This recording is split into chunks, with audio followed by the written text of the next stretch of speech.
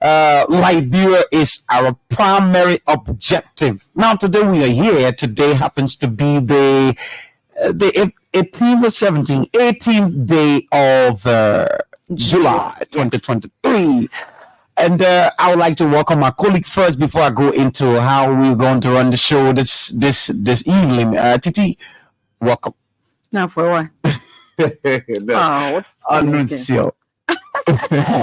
what? I am just, I am. I am. You're talking about another person. Anusia.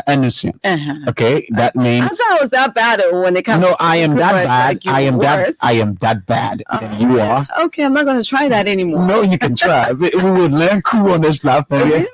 Okay, we'll see that. We'll see about that. Anyway, but it's good to be here this evening again, and we're hoping that tonight it can be wonderful. Another wonderful and fascinating edition of Open Conversation. Like we always say, the conversation is open, and so when it's open, we talk about everything, anything on this show, as long as it has some political undertone. Exactly. Yeah. So it's good to be here this evening, and yes. So let's start up with the trend of our conversation. Before we open the conversation, we have to talk about the trending issues. But before we get into the trending issues, today we're going to be having Reverend Dr. Joshua Turner, the political leader of the New Liberia Party. He is going to be telling the Liberian people what's on his platform, his manifesto, his workings, and his ability to lead Liberia comes October 2023 presidential election. So today we're going to be discussing all of the ins and outs within the New Liberia Party with their political leader and standard bearer, Reverend Dr. Joshua Turner. I wanted to forget because yesterday we got called easy. Okay, so New Liberia. Okay, we want to know what's new. What's new that the party has to offer Liberia. So, like you said, we'll be hearing from the flag bearer of this political party. You know that the National Elections Commission has already told us that we've got 21, registered political parties. So, we will be spreading our tentacles and trying to get to them to understand exactly what they have for Liberia in store. So trending issues. Let me start up with you, Titi. What's trending on your template? What's trending? Sadly, we lost, the former deputy speaker today, which is not a good thing. But people have to die because people have to live, and people have to, people, they say when people born, so people die. Yeah, people born, people die. Again, it's sad when somebody dies because you're used to the living because we are alive. And then when you die, people who are your families, friends, and relatives, feel very sad. The former deputy speaker Hans Bashu died today, Monrovia, at the Europe Care Hospital after a protracted illness. This man has been battling, illness for a long time, and he had to bow today. Is a sad thing. And so the residents of District Number 1 in Grand Bassa County are mourning the death of, the most senior man in that district. And our condolences to the people of Grand Bassa District Number 1 and the country at large. He was the former deputy speaker from January 2017. Yes, that's 20. He served as deputy speaker from 2012 to January 2018. So, and he also served almost like the acting speaker, like the acting speaker. Yeah, that's how it is. Because if the Speaker of the House is not around to preside, the deputy speaker presides. And we remember. I remember because I was covering the legislature during the 53rd, and there was this hula baloo between the former president then and the Speaker of the House of Representatives. And I remember Hans Bashu on the other side. There were two different groups, and Hans Bashu, the late, wanted to be Speaker of the House of Representatives at the time, and he was stabbed in the back, as people would say, and it was really devastating for him. But those are some of the memories. That was a heated time in the House of Representatives during the speakership of former House Speaker Alex Tyler. Yes, but again, peace be to his ashes. Exactly. He's gone. Exactly. And sorry to the people of District Number 1 in Grand Bassa County.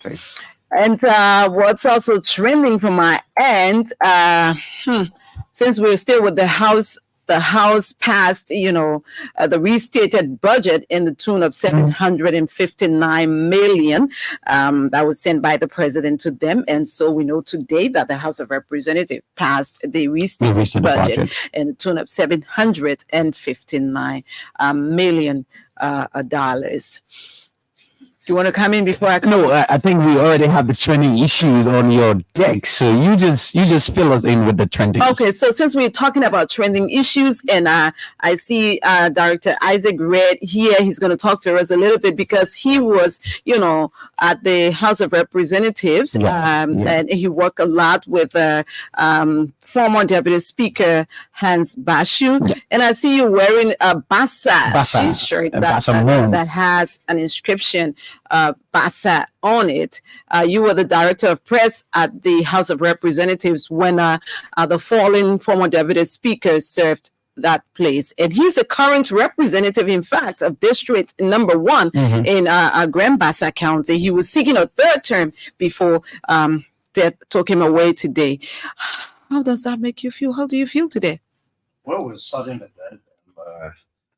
I feel a little disturbed. The fact that he's my kingsman, he's from the Bassa land, and then I work with him closely as a Director of Press. He was considered, or the deputy is considered, the administrator, although you have the chair on rules and order, but the Speaker office is conducting members and committees, and the Deputy Speaker runs in collaboration with the rules and order, runs the day-to-day affairs of the legislature. So I worked with him. He came in 2012, January 16. He got elected. He came in and as a member, took the oath of office as a representative January 16, 2012. And then the third working Monday, election of the leadership. And so there was a compromise.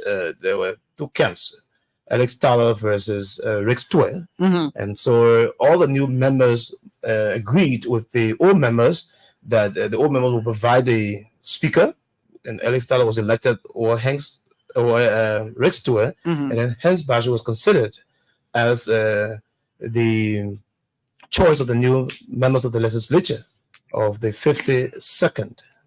And so he had worked closely with Mr. Tyler. 2013, Tyler named him as member of the special committee on the oil tour. Members of the legislature toured the 15 counties, beginning with Bond County on the 14th of November 2013, and then ended up in Mosurado County at Bentall. He was a hardworking person, a people-centered person. There were a lot of controversy. We may not have the time for all the other issues. I know, right? In 2016, I saw him went against his own boss, Alex Tyler, and joined majority lawmakers, and then Tyler recused himself in September 2016.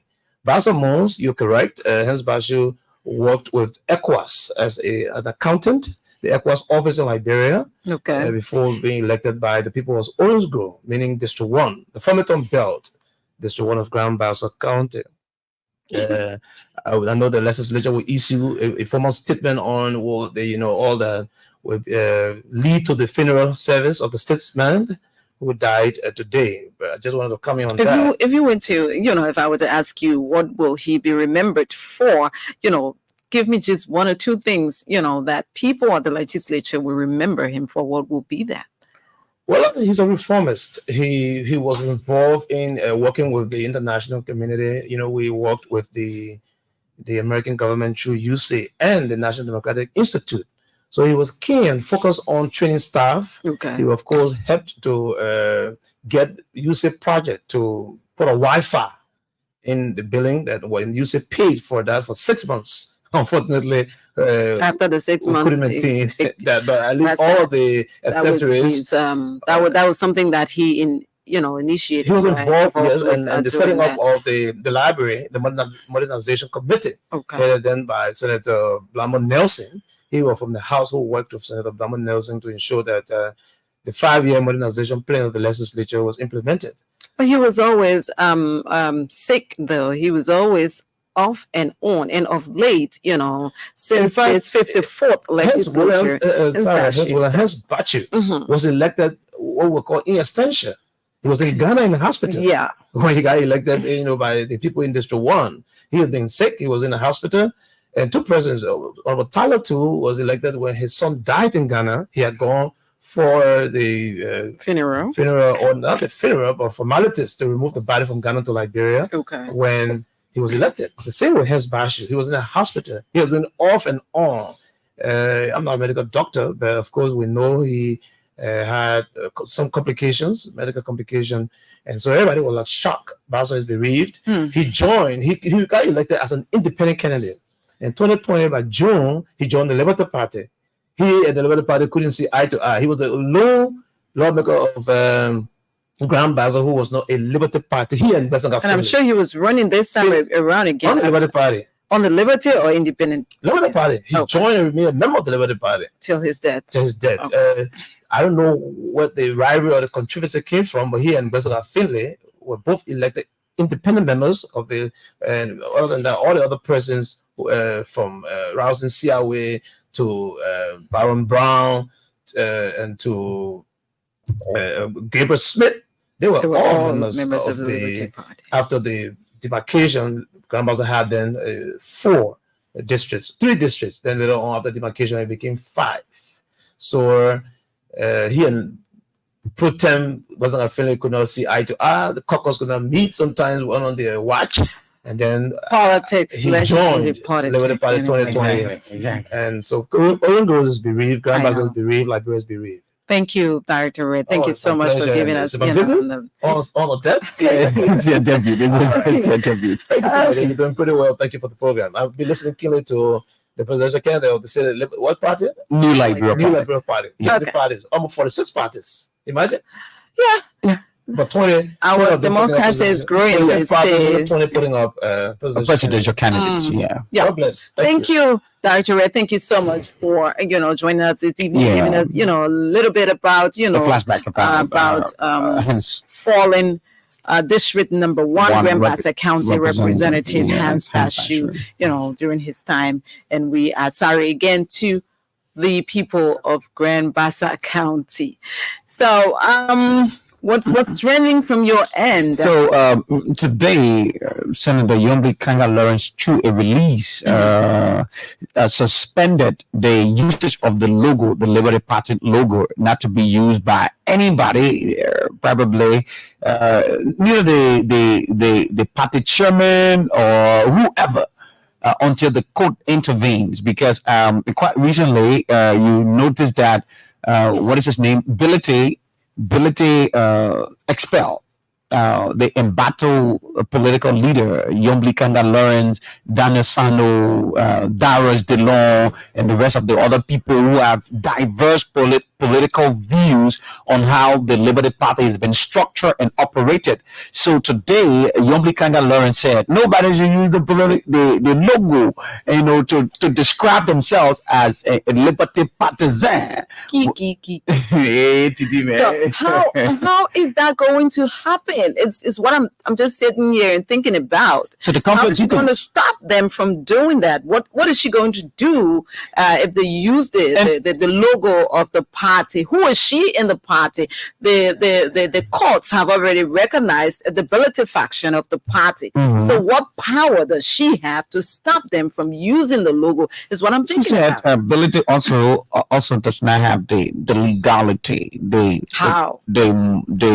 She calls the EC, right, a kind of self-proclaimed and self-conglomerated EC executive committee, that give I her. think Senator Kanga Lawrence is just saving face, because for me, I'm not a legal person, but if the courts rule in the case in Liberia, the party in favor, the party that is that the court rules in favor of is the legitimate party, and so the courts have ruled in the favor of the Belity faction of the party. So for her to come and say, you guys are not going to use the logo, I'm going to ban you from using the logo, it's just saving face. They're not going to stop. It was misinterpreted. I think Senator Dillon spoke the last time, I think a couple of months ago. He said that the usage of, the ruling from the court does not automatically mean that the Belity faction is the recognized faction. That means the Belity faction only has, the stewardship to steer the administrative affairs of the party. Something he said. They have the legal authority to steer the stewardship of the party. Then what gives the Yombli Kanga faction the right to say, or the authority to think that they can stop them from using the logo of the party? He said the court did not also say that Yombli is not a political leader of the party. So the court will be hinking in so that means in the balance. So that means Yombli still has not lawyers, so they'll understand it better by and by. It just further tells you how divided they are, and how very unserious they are, and how they don't, they cannot offer a better alternative because of the way they carry themselves. They're just going at each other's throat instead of focusing on the relevant issues. That's why a lot of people are concerned about how the opposition are going to make it to have President Weah defeated, because they amongst themselves are defeating themselves with all of these political trivialities. So how can they now defeat President Weah, who has who has putting his team together, and his concern has been to channel and propagate his agenda to the people, and the people are dogmatic. They believe in the message from President Weah. Those who believe in President Weah believe in him. Those who believe in the opposition are seeing the actual political expression from the opposition. So a lot of them now are taken aback. And this is how the politics is going. People are serious people. Let's leave them a little bit alone and talk about, the last week we had Topatano on the show from Lofa County, and he reported that over 30 cows were dead, and the Ministry of Agriculture was going in to see exactly. And the Ministry of Health as well. And Health were going in to see exactly what killed those cows. Early in the morning, the cows were going away, and so Sierra Leone is not taking things lightly. As we've heard today, the issue released, and they have they said that following this report from the Ministry of Agriculture in Liberia here through its office, that there were dead cows, cluster of dead cows in the field of Kalima in Foya district. They are saying now, that partners in Sierra Leone would like to institute the following preventive measures with immediate effect. So these measures are temporary ban of movement of cattle, goats, and sheep along the Liberia-Sierra Leone border, prohibit the entrance of meat and meat products from Liberia to Sierra Leone, restrict the movement of cattle, goats, and sheep from Calahon, Kenema, and Pujehu to other districts in Sierra Leone. Temporary ban the movement of meat and meat products from Calahon, Kenema, and Pujehu to other districts in Sierra Leone. Temporary closure of all livestock markets in Calahon, Kenema, and Pujehu. Ministry of Agriculture and Food Security and partners set up surveillance in slaughterhouses for sick animals and humans with signs and symptoms of anthrax in Calahon, Kenema, and Pujehu. So you see that the cows that were killed, or the dead cows that were found in Sierra Leone as a result of that, in Liberia, in Foya, as a result of that, the Sierra Leoneans are not taking things lightly, and so they can take But animal. Titi, I want you to Yeah. I want you to retrospect. These different but pandemic and epidemic. You understand how they get it into the borders of other countries. And even, sorry, not to even cut you off, Nigeria now is having problems with this anthrax. It was in the foreign news today, and they're taking precautions. Exactly. So we don't even know how those cows were killed, what killed them, who all have eaten those cows in Lafayette County, and Sierra Leone is not taking in some serious country today. Lafayette County would have been quarantined, and there will be a rigorous, medical, medical, stuff going on there to ensure that.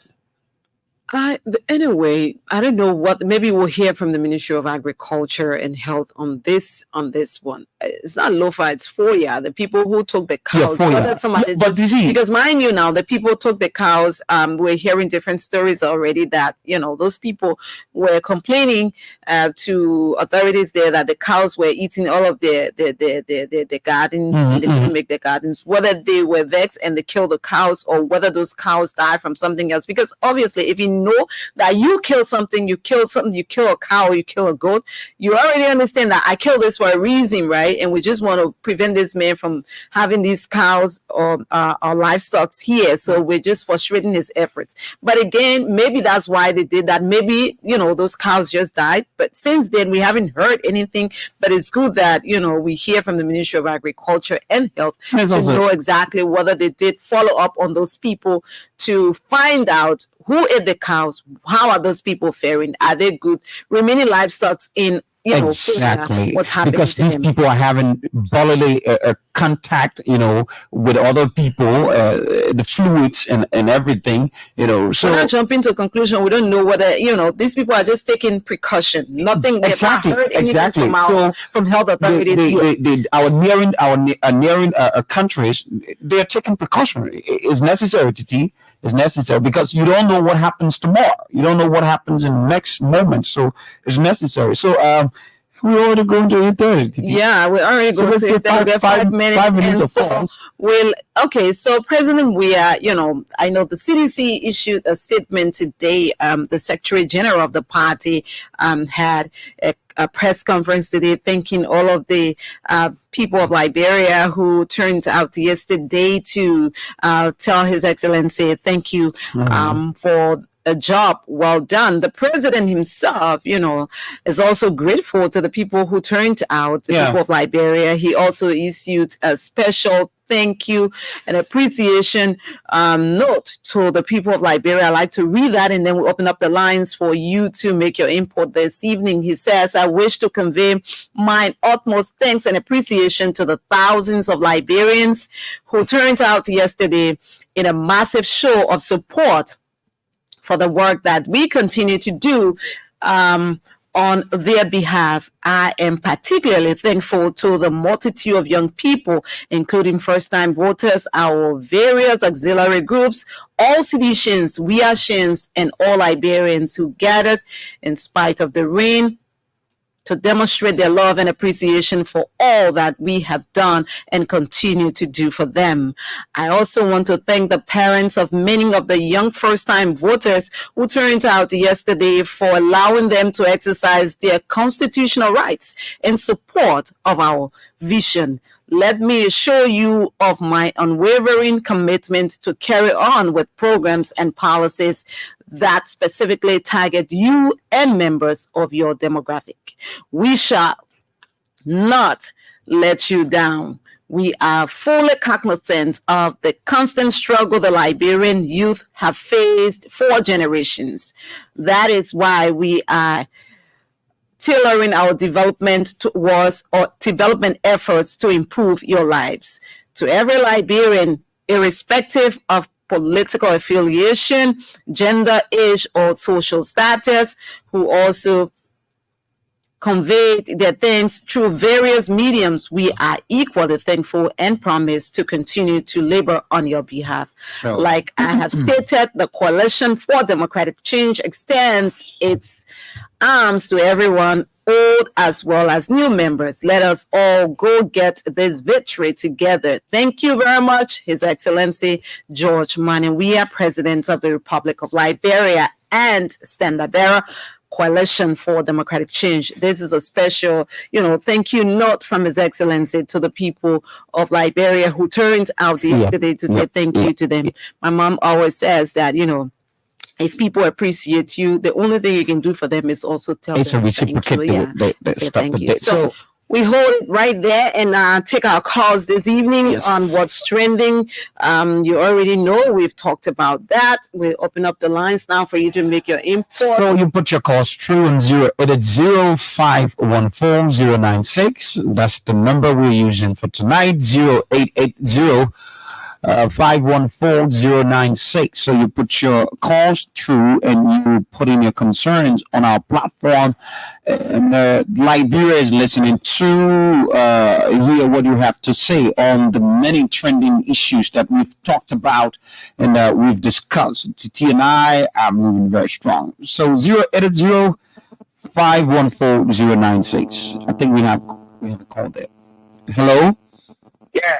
Good evening. Good evening. What's your name and where you call from? 30 seconds. Yeah, this is Chapi Gondo. I'm calling from Banga State Shikari community. Okay, go ahead from Banga. Yeah, I call to congratulate the personal report of Liberia for many things. One is the standing of the job law of the report of Liberia. Many of our brothers and sisters, they were very challenging with them taking in jobs, getting them sick in the report of Liberia. So I want to take this time to say a very big thank to him. Okay, thank you. Thank you very much. Thank you very, very much. Good evening. 080-514-096. We're talking on trending issues. Upcoming at 8:30, we'll be taking in our guest, Reverend Dr. Joshua Turner. Let's go back to the line. Takes this caller. Good evening. What's your name and where you call from? Hello? Good evening. Yes, how you doing? We are doing good. Oh, hello, you sounding low. How are you? We are doing good. Okay, this is Musa Trey, speaking from Looking Time. Okay, Musa, go ahead. Yeah, I think it was fine yesterday. Relatively, many people now expect that, for us, we knew that it's going to be that way. Okay. So, I don't really know. But I believe that you guys is not worried, President Weah is not worried about the election. But it's because we don't have anybody, no strong opposition, seriously. Most especially the Blanca follow all the guys that, get the paper around here. If they want to, remove President Weah, all right, let it come out with how we arrange it. If they should necessary to move President Weah, then we will put me there. Okay. It can be better. Thank you. It can be better. Thank you. Thank you very much. Let's get the next caller. Okay. Okay, that's good. So, what's your name and where you call from? Hello. Let's grab this one. Good evening. Hello. Good evening. What's your name and where you call from? Okay. I want to thank you very much. All of you are video there, especially that girl who is speaking. Yeah, because she's realistic, talking. To the point. You see, President George Weah is a president that he is emulating and led out of government. What came to power of the interior was isolated of Central Monrovia. After 17 presidents, someone became the 18th president. We found out that those in the interior were totally human beings in-house. So that he felt that the interior was isolated from Monrovia completely. So instead of carrying on all of his development in Central Monrovia, he came to the interior. Okay. Okay, sir. Okay, sir. Thank you. Thank you very much. We heard what you want to say. Yeah, good evening. What's your name and where you call from? Yeah, my name is Misha Karika Member calling from Sweden City. Go ahead from all the way Zwaju. Yes, thank you very much. As a me personally, I decided that we like when she carry Josh Manager Okay. because we really expected this to happen because we know the impact for George we are in this country. For me, at the time, for my level now, because I'm a 30 years old, for my level now and from history, I've been following our observe that George Manager has carried more development in my brother than any other president. Okay. And so the poor people have benefited a lot. Okay. Thank you very much for your concerns. Thank you very much. Okay. Hello? Good Good evening. evening. What's your name? Where you come from? Hello? Good evening. What's your name? Yeah, first, I'm calling for police academy. Go ahead, sir. You have 30 seconds. Yeah, what sent him down, but I want to talk about is about the conference that was held today about the agricultural process. Okay. I believe it is a good process. It's what we are yearning for as a citizen. Also have sufficient food in our country is something important. And another thing is someone is saying to close all of the airline from Air Brazil. I don't know whether it is true. I want to know about that as well. Thank you. Thank you very much. TRT, we can hold it right there. Our guest is currently in studio. Are we good from the technical point? Are we okay? Okay. So let's go back to TT and she will take on. Okay, and so thank you so much for joining us on the first segment of the program and talking about what's trending this evening on our open conversation. This evening, we told you that we are playing host to the flag bearer of the New Liberia Party, Reverend Dr. Joshua Turner is our guest this evening on Open Conversation. And we're opening the conversation to hear exactly what the New Liberia Party has in store for Liberia. Exactly. It's like old or new. Reverend Dr. Turner, welcome to Open Conversation. Thank you very much. Thanks for accepting our invite to be here this evening. Okay, it's good to be here with you. How are you? Yeah, I'm doing good. Everything is fine. We're doing good. You're doing good. Yeah. You're Reverend and you're Doctor, right? Okay. Okay, we're gonna start it off right now because I know a lot of people want to know what's in your bowl for the Republic of Liberia. So my first question to you this evening: what leadership experience do you bring to the job? Tell us something about yourself, family, and professional life. Okay, Dr. Joshua Turner, Reverend Dr. Joshua Turner. I hail from the religious background for the last 25 years of my life. I got a doctorate in epistemology.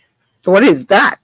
Epistemology is the science of knowledge. It gives you the ability to create policies that run international bodies around the world. Even as a reverend, you have a degree that gives you the ability to carve policies. What time do you have to carve policies and also preach the gospel? Oh, the both of them work together. You know, preaching. Really? Yeah, they do. They do. Policy. The Bible is a policy book. Hallelujah. Aside, yeah. And it's about the different policies that God has laid down in His words for us to follow. Okay. A master's in international relation, and then 2 first degrees. One is in theology, and the other is in political science and government.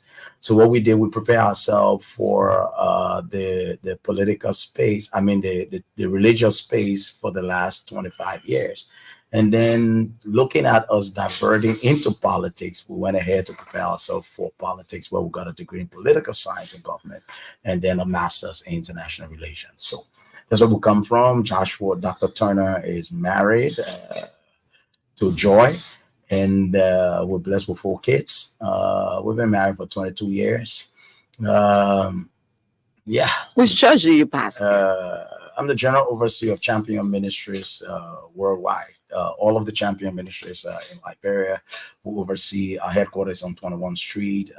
We've been there for a couple of while and oversee a couple other churches around the world. Yeah. You're a strong man in the Christian faith, given that you are a reverend. What did you get the inspiration from to contest as president of Liberia? Liberia is at a crossroad. Liberia desperately need a leader. Liberians are more like not maximizing their potential and not getting the kind of benefits and amenities that they deserve. Coupled with the ills in society, coupled with all of the fact that we're not enjoying the kind of privileges, social benefits that we should enjoy as a people. All of these things motivated my passion, my desire to bring something new on the table. Did God speak to you? Did God tell you as a reverend that, it's your time to lead Liberia? Specifically, I draw my inspiration from the fact that Saul was a political leader in the Bible. The Bible talks about three kind of offices. It talks about the priest, the prophet, and the king. So the king in the Bible is considered a political leader in the Bible. Tell me about it. Oh yeah, that's the king. So anybody who's a political leader is chosen as a king, cutting their ass is in a position of a king. Then out of the priest is like the pastor who stand on behalf of the people to God, and the prophet that's the one that hear from God and speak to the nation and the people. So when Saul failed Israel as a leader, God went and chose the shepherd boy, David, to take over national leadership. God chose the shepherd boy, David. Did God choose you to take over Liberia? Oh, yes, I take that. Did he speak to you in a dream or a vision or something? Nothing like that. How did it happen? It all comes out of my passion and my desire to bring change to Liberia. So it's just your human desire to bring change, and it was not. Did you pray about that? I did. What did God say to you? I got the leading, I got the direction, I got the motivation. It's good for me to go into it. I got the. Is that what God said? Yeah, it's good for me. How did you get the leading? For example, one, I took it from the biblical perspective that God is the same yesterday, today, and forever. Okay. And then his example is taking a shepherd to go and lead the nation. That's one. That's the biblical side that supports my ideology. The second side of it is the fact that I'm a Liberian and I got something and some ideas to bring to the table that will transform this country. So predicated on that I got some amazing ideas. I come to the table with 26 ideas that will transform this country. Okay. Yeah. Well, I'd like to hear about those 26 ideas. I hope we'll have time to talk about that. But I'm still, because I'm a Christian also, and I know that when you are following the Word of God and you are a very biblical person, whatever you do, you ask God for direction. Yeah, definitely. So did you ask God for direction? I did. How did you get the signal? First thing, hearing from God principles. One, I got the inner witness, my spirit, and the voice of God has come. What did the voice say to you? It's right for me to go into national leadership. That's the right step to take. That's how God said it. Yeah. It's right for you to go into national leadership. That's the right step to take.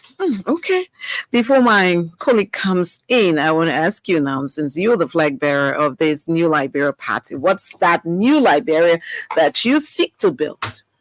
Okay. You see, when we talk New Liberia Party, Liberia needs to be rebuilt, rebirthed, and rebranded. How? This is it.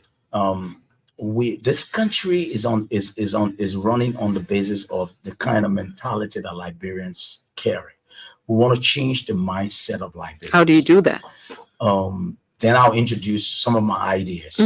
Okay, so basically what we want to do in this country, we want to industrialize this country. We want to bring industrialization to the table. That's what we want to bring to this country. What does that mean? A woman in the market doesn't understand what you mean when you say we want to bring in industrialization. When it comes to industrializing Liberia, we're talking about bringing three words: made in Liberia. Three proud words. Made in Liberia simply means all our usables and consumables in this country. We want to produce it in this country. What are our usable and consumables? For example, you bring in pepper from Guinea. That alone controls the price of pepper on the market. As simple as that is. So how are you going to grow pepper here? Uh, Better than it's grown. Better than it's grown. What you need to do is to first and foremost get the farmlands. Next thing, empower the farmers. Next thing, introduce mechanized farming. Do you understand? And then grow it. Yeah, Liberia soil is more like the best. Easier said than done. The land is there. How are you going to, introduce mechanized farming? What extra are you going to do? How are you going to get, the equipment here? What is the way to do it? Okay, this is it. This is when you talk about mechanized farming, it centers around the equipments. The equipments are available on the world market. You're going to buy them? Oh, yes, obvious. There are donors. There are people who want to bring in these equipments. All you need to do is to give them sovereign guarantee. And then what is that sovereign guarantee? Sovereign guarantee is the authority you give people to come in and invest into your country, and you lay aside payment plans for them. Do you understand? Reverse payment plans for them. And they're going to bring everything you need. Just like that? Somebody's just going to take their money and bring it to Liberia because you're going to lay aside payment plan? Yeah, you're going to give them a stake. You're going to give them a stake. You're going to put something on the table for them. So industrialization centers around made in Liberia. And that made in Liberia. What is that thing you're going to put on the table for them? For example, if you're producing every consumable in this country, our juice, our milk, for example, let's look at the cow, for example. You guys were talking about the missing cow and the dead cow and the rest of it. In Liberia, we kill cows. Other parts of the world, they didn't just kill cows. For example, from the cow milk, you can get the powder milk, you can get the fresh milk, you can get cheese, you can get butter, you can get ice cream, you can get yogurt. From the same cow, you can get sausages, you can get corned beef, and you can get luncheon meat. There are 9 factories right there. Just from the cow. That's it. Open all of those factories. Yes. When we come to government, ask government, we're going to open those factories. How are you going to do that? It sounds so good, too good to be true. That's the reality. Liberia is more than 176 years or 175 years. Okay. So if the way you sound is like it's just going to happen tomorrow, why do you think, what do you think are the bottlenecks? Why hasn't that happened? Okay, for example, let's look at it. Let's look at the capital involved. To get 1,000 cows to Monrovia in 1 week is $500,000 to Guinea. You take $500,000, you get 1,000 cows, breastfeeding, milk producing cows to this country. Yeah, you open a cow field. There's nothing. We got a cow field. You open a cow field. What would be the budget of the country? You take 1 million just for opening cow field. Yeah, no. Now, if you take 1 million just to open a cow field, first thing you have provided 500 jobs just for taking care of the cows. Then you are about to open at least 10 factories that will put money into the hands of Liberians. Don't forget, 80% of your population more like are not educated. 20% of them more like got some education and is in the job market. Now the 80% is living on the 20%. But when you are able to industrialize this country, you'll be able to provide opportunity for the 80%. You will harness their labor because they don't have intellectual property. That's it. So the only way this country is going to get out of the mud, get out of where we are, is to introduce industrialization. Start producing every usable in this country right here. That's it. The countries that these things are being produced in, Titi, those countries are not in heaven. They're not in the moon. They're right across the street. Every Liberian you see in the clothes market, shoes market, they go to Ghana and go to Nigeria, and every other thing like cream, soap, they go and buy it from there and bring it here. The people there. So you're going to open soap factory here too? Factories. Everything that is usable and consumable, we got to take them one by one and start producing them here. Then you will control the price because it's made here. So how you do that? The cream factory. For example, all you need to do. 1 million already gone from the budget. Yes. No. You see, what you do is this. For example, that cow. Think about how much money we send out of Liberia to just buy needle milk. Just a tin of needle milk. How many have you consumed in your house this year alone? We send millions of dollars out just to buy dietary products from the cow. So if you were spending 1 The million, government is not the one buying the milk from outside and bringing it into the country. There are people, business people, who are bringing it. So the way you make it sound is like the government brings that and we buy it from them. So if you will have a factory in Liberia, how are you going to go about that? Because it will be a government owned. okay, it's simple. The guy who is taking his money to take it out there is the Lebanese man. The Lebanese man is making millions of dollars every day for the product that you buy for him. Agreed. So if you expedite it as the government, and your idea is you want to create job for your people, you're going to create the factory. So how do you expedite that? How do you come into it? All of the people bringing into this, you call them on the table. You say, hey, listen, from now on, we want to produce needle milk in Liberia. And to produce needle milk in Liberia, you set up the factory. This doesn't take you anything. Why are you going to call these people? These people are just business people. What do they have to do with you? They got nothing to do with you. You are the government. Yeah. So you want to produce milk in Liberia. Why do you have to call them on the table? What are they going to do on that table? No, there's a lot of things you got to discuss with them. First and foremost, you are about, when you start producing this product in Liberia, is no more needle. You're going to brand it your name. Agreed. And then you're gonna place an embargo on the needle from coming here, so that Liberians will go for the one that you are producing here. So totally agree with you, Reverend. On the basis, on the fact that you got this idea coming to the table, the guys that have been running the business need to be brought to the table so that you can clearly tell them your plans. Simple. Yeah, you tell me your plan. I'm a Lebanese man. I'm bringing in milk, whatever, to your country. You're the government. If you decide that you're going to produce milk in Liberia, I have no option. Is that correct? Yeah, I have no option. My thing is, and my question I keep pushing to you is, how is that going to happen? How is the government going to be able to do that? You must have the finances to do that, or you must have the connections to have people come to do that. In my mind, it doesn't have anything to do with the Lebanese man, because he will have to go with your flow. If you're producing cement in Liberia and somebody is importing cement, they have to go with your flow. So I'm simply saying you're calling them to the table for the courtesy of it. Just not the courtesy. Okay. Just the courtesy. You're just giving them the courtesy of the fact that they've been running this business for a while and blah blah blah. That's all about it. That's where we are. Okay. Yeah, Doctor, thank you for showing up. It's been a little while since we saw. But now, with this ideology, with this sensitive knowledge you bring to the Liberian politic and to the table, wouldn't you mind giving this idea to the government to be able to utilize your ideas and make Liberia better?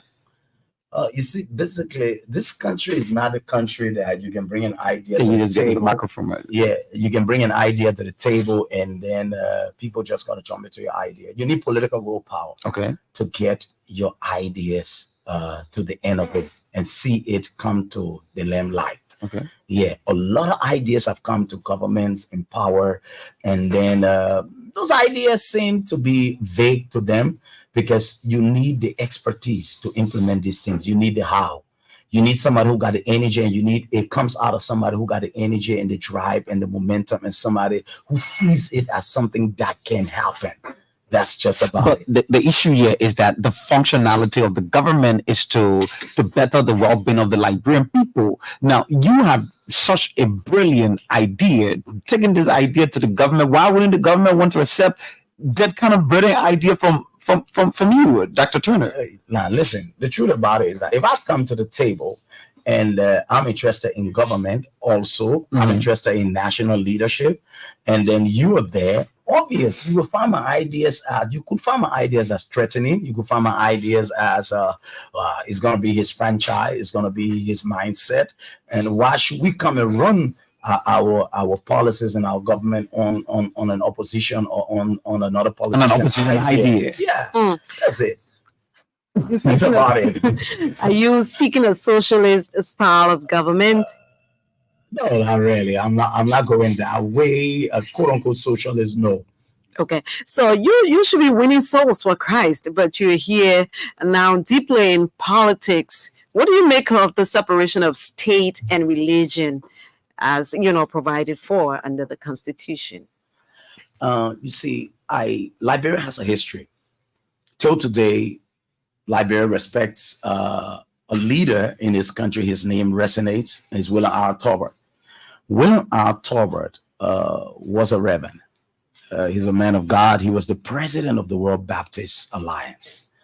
And so to speak, Liberia still celebrates the fact that this man was a great leader. And this man is one of our astute and most outstanding leaders.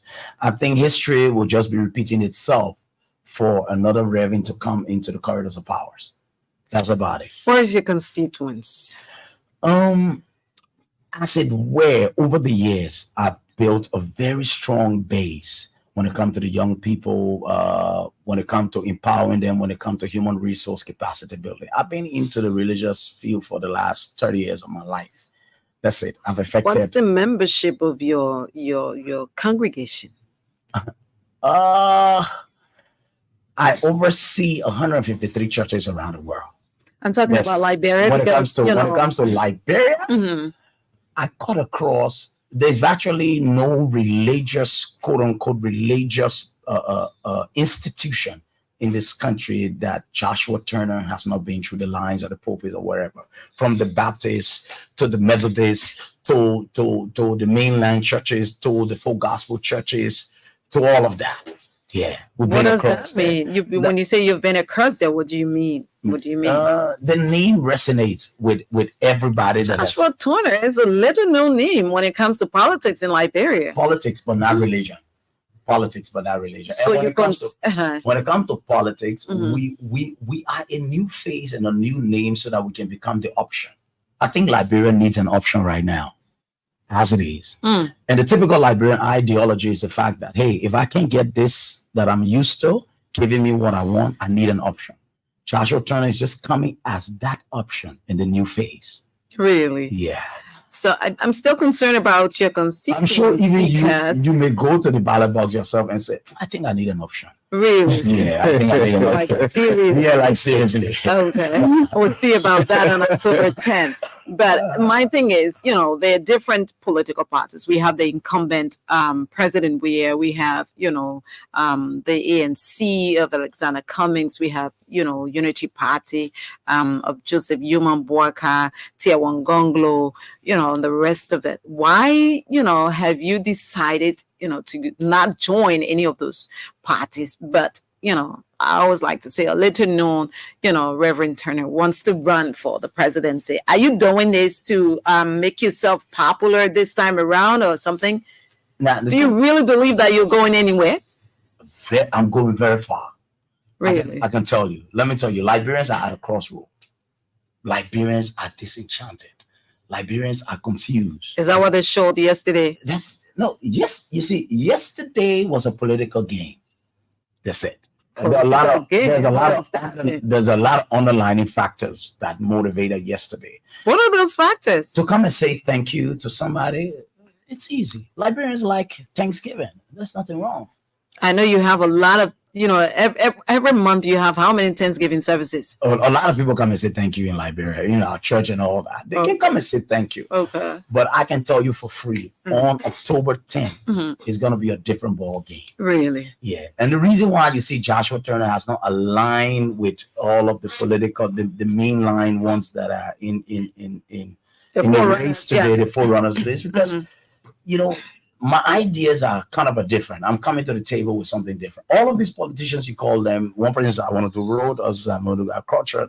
I'm talking about industrialization. I'm talking about creating a system that will put money into the hands of the commoners in this country, irrespective of their political affiliation, religious background, or educational status. That's what I'm talking about. So what's your position when it comes to the status of at-risk youth's job creation, the economy, agriculture, the rule of law, national security? Where do you stand as a presidential candidate when it comes to all of these? Okay, so when you talk about empowering the young people, nothing will empower the young people of this country like creating job opportunities for them.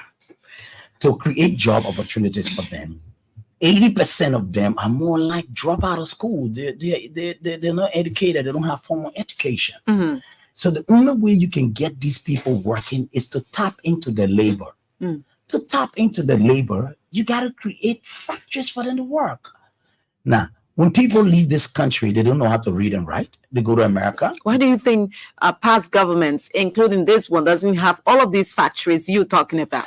They don't have the expertise to get it done. What is that extra expertise that you have? First thing, it has to be a vision in you to start. Do you understand? You have to have a burden and a vision. All of the governments don't see it that the people who are dropped out of schools and 80% of our people who are illiterate need to be part of our economy. They don't see that. Really? So they're not creating room for these people to be able to give the labor in exchange for money back into the hands. So somebody leave from here, not educated, go to America, 6 months, they start sending you money to buy land. Where did they get it from? They got it from a country that wants to employ their labor. That's why you got the DV. The DV is all about adding you to the American labor force. Okay, so I want to hear more about how you're going to do that. How you're going to make that happen in Liberia under your leadership. I'm sure people who are listening to you are concerned about that, because if somebody came to the table and says, you know, I want to make your life different, I want to industrialize this country, they want to hear exactly how you're going to do that, because it's just talk, and talk. Titi, They say it's cheap. Titi, look at it like this. Let's simplify it to the lowest. Okay, please do. All over our yards and our compounds in this country, virtually every Liberian grows or got a mango tree in the yard. Yes. We call plum. Harvest that plum, the machine to turn it into a pack of solo juice, into a pack of 5 Alive, Pure Heaven, or into an extra juice. The machine is half of this room. You go on Google and check it. It's in China. It's for sale for $16,000 to $20,000. Take that machine yourself. Just like how Liberians, we used to drink water here where we tie. But then later on, somebody brought the machine to put it in the sachet. Take that machine yourself, bring it to this country, take the mango, put the mango in it. It's going to peel it. It's going to wash it. It's going to juice it. It's going to pack it. And it's going to turn it into a finished product that you are buying today that is coming from outside. What is in and you that? know I can't do that. No, what is in that for a government to do? What is in it that is so difficult? So what I think it's so difficult, if I have one mango tree in my yard, he has one mango tree in his yard, you have one mango tree in your yard, that is not enough to give us juice in this country. No, make an announcement tomorrow morning and say every Liberian that got a mango tree in your yard, harvest your mango and bring it to ATS. You see how many people will arrive there. Are you serious? Very serious. That's what is done everywhere in the world. So that's called a food bank. You call it a food bank. That's what is happening in Kigali. That's what is happening. Everybody who has a mango tree in their yard is going to harvest it. That's the idea. You see how these things grow, they're seasonal. Guess what happened? The next thing is that you're not going to leave your yard empty. You're going to plant pineapple. You're going to plant watermelon. That's what then going back to the soil. You will have one. You have one. Machine at a central location. No, not really central. Diversify. Put it everywhere. Put it in districts. Do you understand? Put it everywhere. You're going to create factories. That's it. Factories? Yeah, those are factories. Oh, wherever machinery is that is peeling this, you need people to pack. You need people to label. You need people. There's a factory. I did industrialization. So I know exactly what I'm talking about. So what do I get for carrying my oranges after harvesting it to ATS? I buy it from you at the market price. You're selling 4 mangoes in Liberia for $100. You know what you're going to do? You're going to take 1,000 mango. You're going to run for it in the morning. You're going to know because you know there's economic value. And you bring 1,000, I give you 25,000 liberty. I put money into your hands already. You put money into my hands. Already. Somebody who's peeling those mangoes, how much you going to pay that? No, nobody peeling the mango. Or the machine is going to do that. It's going to do it A to Z. It's going to wash it. It's going to clean it. It's going to juice it. Now, how much you going to sell it for? Okay, so now because it's produced here, imagine the Pure Heaven juice is sold for $350 because you're bringing it from outside. Because it's produced here, you're going to sell it for $50 and it's going to be the same quality. You're going to sell it for $50. What profit you're going to make if you buy it for 25? 1,000 Liberian dollars for 1,000 because it's business, right? So you can make business and not make profit. So you sell it for $50. Look at it. The juice that is sold here for $350 on the retail market comes all the way from maybe Europe or wherever. Imagine how much is the cost price there. I don't know. You tell me. Let me tell you what it's going to be. First thing, the taxes on it. has increased the price to $350. The transportation on it, so you're going to be getting it for maybe $100, 100 Liberty. So that's job creation for at-risk youth. So what about the economy? Okay, so when you do that right now, then guess what happened? Money is in the economy. Money is in the hands of the people. Then the next thing is that we control our prices. Nobody's going to come out and say, and pure heaven is 400 today or 500 today. Because we produce it there. Okay. So the rule of law. Okay, when it comes to the rule of law, we're going to strengthen our judiciary. Yeah, that's what we need to do. Strengthen our judiciary. We got to streamline our law enforcers. We got to streamline those that are sitting on our justices, and we're gonna get them back to checking who they are. What do they bring to the table? Because our justice system need a complete change, a complete reawakening. Why do you think so? Injustice is everywhere. You can see the rule of law is not taking preeminence in Liberia. Give us an example. A few of them. It's everywhere. I mean, you've been to the justice system. You heard about what's happening there. I don't know. Tell me. A lot of the cases are on the table. What are those cases? I don't want to pinpoint, as it were, but every Liberian knows that when it comes to the justice system in Liberia, our justice system needs a complete change, a complete turnaround. So we're gonna bring these justices back to the table, and then more like You're going to remove all of them? no remove all of them. So what are you going to do? For example, look, get back to the cases that they have concluded on, and take these cases back to scrutiny. How do you do that? We do that. You can set up a panel for that. They have concluded those cases. You Yes. go back to scrutinize those cases. How are you going to do that? Easy. I mean, if you close a case, say you just close a case, and then you want to check the track record of these justices that agreed and closed this case. Maybe some form of injustice clear by the public that is there. We're gonna set up an independent panel that is gonna go back to these cases and look at these cases. Just Where will the panel come from? We're gonna create a panel.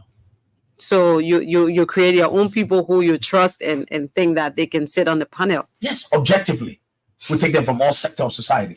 National security. Okay. When it comes to national security, our security sector in Liberia got some issues. We want to make sure that if we're leaders in this country, our security personnel are going to be well paid. How That's much? The first thing. I got my own idea of scrapping our labor law, which is a long conversation, and bringing money into our economy, which is something else that will give us the ability to pay our civil servants. Let's talk about it a little bit. Civil servants are interested in that. Let's talk about it. Scrapping the labor law. Exactly. How? Okay. Years ago, I'm gonna introduce what I call revaluation of our local currency. Yes, you see, that's what I told you. It's a long thing. Yeah, just give me, just a hint. bit. Yeah, A taste of it. Revaluation of our local currency. Take the 100 Liberty and get the zeros from behind it. The case study is Ghana. That's what Kufuor did in Ghana to bring Ghana up. He took all the zeros from behind the cities. So take the two zeros from behind the 100 and make that money one. You have revaluated. You have given our currency value. Now, when you give our currency value, So you take the zeros from there and it's what? it's one. So if you take the zeros from there, it's one. Is it not the same? No, one, it's one not. what? It's one what? It's $1 Liberian dollar. So one when you put Liberian the zero there is what? is 200. When you move the zero, it's one. Now it's When you 100. put 1 and 0, 0 is it? It's 100. Uh-huh. Then when you move the 2 0, is what? It's one.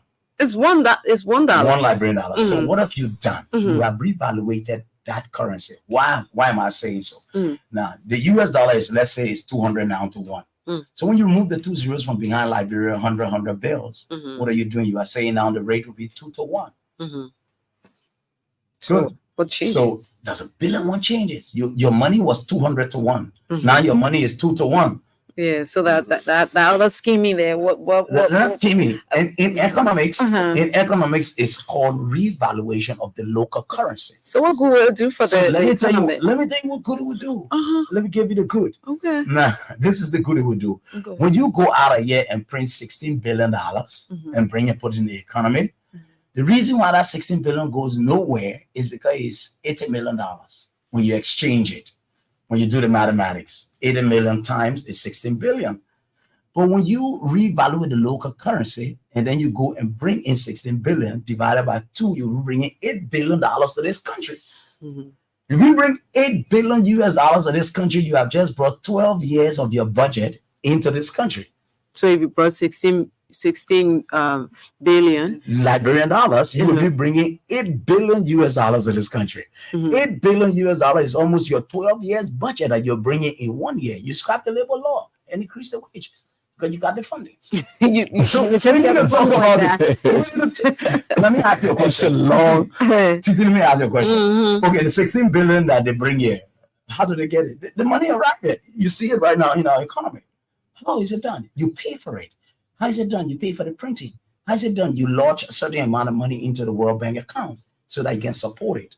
It's simple. I still don't get it though. I'm not a mathematician, but I still don't get it because if you have with some technical things to the table and things that, like I said, we need a lot of time to talk about all this. You come with some technical things to the table, but mind you, now you want to be president, you have to break down these technical things. That's what I'm trying to do. That's what I'm trying to do. Because if you're just talking about take the zeros from behind it and make it $1 instead of $100, it's still in my mind it's $1, but it doesn't it give you the value for the same $100? Is it not the same thing? No, it's not. What is the difference? You there? just reevaluate it when it from the central bank and the president and the House has the ability to get this done.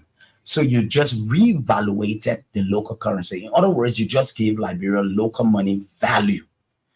To do that, you need a backing in your World Bank account. To do that, you need a backing in your. So where will you get that backing? Very good. We got people around the world, investors around the world, who's willing and ready for you to give them a stake in your country's economy so as to get these things done. I'm telling you, Ghana is a case study. I went there and I was on the panel that sat representing 30 million investors you're talking about here. 30 million? No, we're not talking about 30 million investors. Okay, so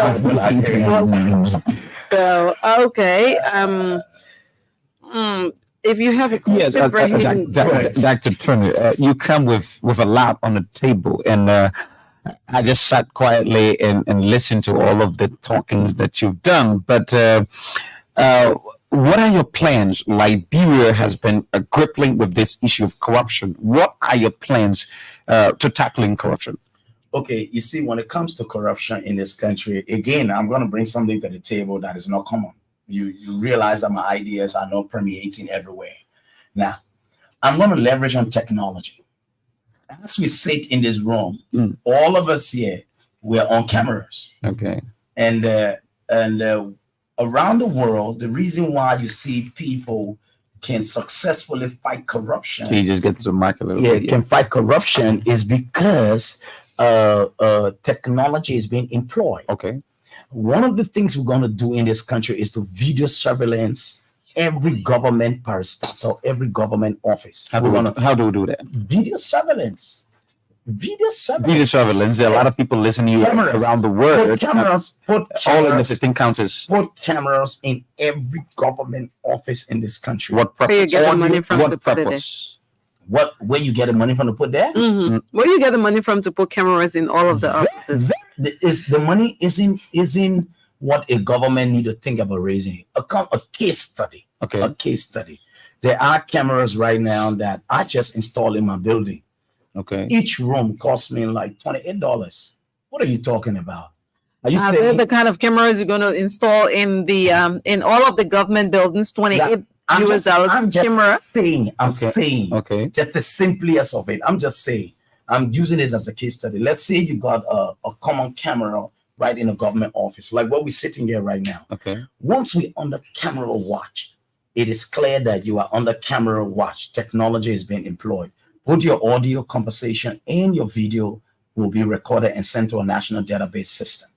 I got my own way of raising fundings for the government that I'm going to head in Liberia. How are you going to do that? Which is another ball game altogether. How are you going to raise the funding? All of the companies that come to this country, to invest in this country, the likes of all of these companies you see here, call them to the table, provide immunities for them when it comes to bringing in their goods and services into. Is that not happening? No. They don't have that right now? No, they don't have the kind of tax alleviation that you can give them to make it easy and soft for them to do the kind of investment. Let me give you a case study. I went into an office of one of the CEOs of a big company in Liberia last week in a conversation. And then what happened? He's there sitting and doing resident permits. Okay. And he says to me he spent $300,000 for resident permit for his staffs that come out of his expatriates that come out of Liberia. And he says to me, and I said to him, if I'm leader in this country, I'm going to make sure companies got some privileges, very free privileges, an easy way to invest in Liberia. You already started engaging investors now, right? Yes, I already started doing that. And then the guy went like, wow. And when he went like, wow, and he said to me, how you going to do it? And I explained to him, how I'm going to do it. And he said, to be honest with you, he sits on $30 million that is given to him by his company for social benefits and social investment in Liberia. But how can he bring that to this country where he needs to pay $300,000, 12 months for his staff's ID cards and resident permit? I'm saying, if you want to raise the kind of fundings you need for this country to thrive very well, you need to come very soft on investors and make it easy to invest in this country, in a sense where an investor comes to Liberia and in 3 days, his paperwork should be done. In a sense where a lot of things brought to this country, if you give people... You think they're having problems, right? The investors are having problems. Are there problems at the moment? Because you're engaging them. Are they telling you that they're having problems? That's why. They're not having it smooth. I brought somebody to this country who wanted to produce tires. He left this country because somebody told him you got to pay $500,000 just to start. I'm telling you that's normal. So people not having a smooth investing in Liberia. For example, the guy that is the richest black man today in Nigeria, what's his name? Aliu Dangote. Dangote was given 3 years duty-free privileges to bring in all his equipments into Nigeria so that he can build the roads in Lagos. That's a deal. A very good deal. So with that, you will galvanize resources. And that's your ability of fighting corruption. I really, really want to take you back a little bit because we will soon open up the lines, but I want to take you back a little bit because I want to hear from economist Sam Jackson on what you talked about earlier. That is with this whole finance and stuff and how you're going to change not change the currency, but reevaluate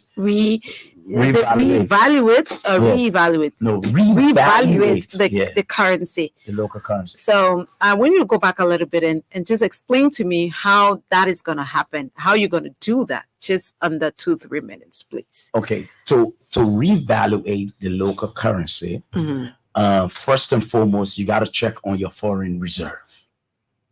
That's it. So to get your foreign reserve in place, you need a clear balance of payment. Balance of payment simply means our goods and services are now on the international market, and our monies stay in Liberia because we are providing goods and services here for ourselves, producing them here, and then these goods and services are out there. You go to Ghana, you go to Nigeria, you go to America, you start saying made in Liberia, made in Liberia, made in Liberia. With that, we will be able to get a huge deposit in our foreign reserve. When that happens, based on that, you can reevaluate your local currency through the central bank, the signature of the president, and the House. Then you give your currency a new value. But then you're not going to cheat the US dollars in the IMF market, international market. You're not going to play any games with the Liberian dollar to that of the US. The only thing that's going to happen is that your currency is going to become 100 times stronger than what it was. So instead of 200 Liberty being equivalent to $1 US, it's going to be 2 Liberty now being equivalent to $1. After you have reevaluated that currency, now you're going to go and just like how they bring 16 billion to this country, you're going to go in and print your own of 16 billion. This time around, your 16 billion divided by 200, which used to be 80 million, would not be 80 million. It'll be divided by 2 because your rate is now 2 to 1. And if you're printing 16 billion and bringing it to this country, you're going to be bringing 8 billion. That's just one of it. So to reevaluate the currency, those who sit at the central bank don't know that if they were to do that, the money that they bring in to this country will be at a higher value than the one they bring in because we just brought in new money. No, they don't. This thing. Why do you think they don't know that? Right. Let me tell you. Look, knowledge is power. The word knowledge is a compound word. It's know plus edge. So they got no knowledge about that. No, I'm not saying they got no knowledge. You can have some information, but you don't have the expertise. You don't know it. This country is permeated with ignorance. I'm telling you. That is it. That is it. Take us from here to the rest of the world. So where did you learn to do that? Oh wow. I travel extensively. I went out there. I studied a lot. I got my doctorate degree from India, from Calicut University in Kerala, South India. I got my master's from Liverpool University in the UK. I got my degree in theology from the university in South Africa. So why don't you share that, that knowledge that you have that will make Liberia better? That's our jam. That's why we come into the table. That's why we want to be. So what happens if you don't win the elections? You're a pastor, you're a man of God. You have these ideas according to you, and you believe that these ideas can make the country better. Why don't you share those ideas so that Liberia becomes better? Mr. Sam Jackson is on the line. Before you answer that question, let me ask him about what you have just said. Yeah. Mr. Jackson? I've been listening to a little bit of it in terms of revaluation of our currency. Yeah, that's what I want to know about. It's okay. It's an idea that can be done, but the complexity has to take into consideration all of the elements that determine the value of a currency. And the value of a currency is determined by the quantity of goods and services produced in a country. So Liberia has a trading balance, right? We import more, okay, than we export, right? Okay. I'm not sure what the trade deficit is now, but it's almost hit about $1 billion, right? So Liberia is not a good candidate for revaluation because right now he talks about current account deficit. We have more monies going out than money's coming in, right? So Ghana tried to revalue its currency, and guess what happened? It's an all exporting country, right? With a better trade balance than Liberia, and what happened to Ghana? The Ghanaian currency is devalued again. So that is a long-term thing. It takes a lot of strategic planning, and it has to be built upon the value of goods and services produced in the country over time. It's not something that you can just wave a magic wand and accomplish. And I wanted to respond to that. Okay, he said you should respond to that because it happens over time. Honorable Jackson, I appreciate your input. And I like you see, Titi, what I was telling you. It's about industrializing Liberia. Once you have goods and services produced here, like he's saying, our goods and services will be out there. But it's not as easy as you said, though. You see, it's a long-term thing, but it's something that can be done. How many years do you think it will take for that to happen? Because you sound like as soon as you become president, that is going to happen. No, let me say this to you. For free, you can do this less than 6 years in your term. Far less. Do you believe that, Mr. Jackson? Between 3 to 5 years, it can be done if you put the right things in place. So basically, one of the problems that he should understand that we have in this country are the structural defects we have within the Liberian economy. Right, the first major structural defect is the lack of electricity and roads in terms of our infrastructure deficit. So if you have this huge infrastructure deficit, you cannot process output, which just means that you cannot do value addition. A lot of our primary commodities are sent out raw. Okay, our iron ore is sent out raw. Our rubber is sent out raw. Our coffee and cocoa is sent out raw. Right? Yeah. So the way that you create value is by creating income through the value chain. So, for example, if you process rubber and you made tires and you made condoms and you made all of that, Finished you're product. creating jobs, you're creating income, right? That's it. And if you do that, I know, right? Yeah. So in order to fix that infrastructure deficit, it would take billions of dollars, which we don't have, and we don't have the capacity of the financial architecture to borrow, because the size of the economy, 3.5 billion economy, with a budget of moving north of $700 million now, it's just not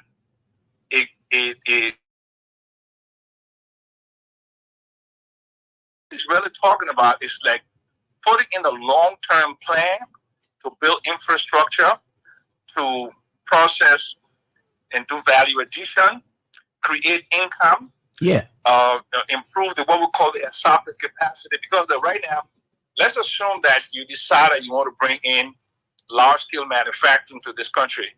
Right? You don't even have the workforce that is trained enough. You don't have the engineers. You don't have the skilled craftsmen. You don't have all of those. So, we can have a strategic plan, but it has to be over a long period of time. Approximately how long? Well, the thing is, there is no time limit, because you see, all of the elements you have to put into a strategic plan. You have to look at where you want to be in 10 years from now, right? And how much of output do you want to process?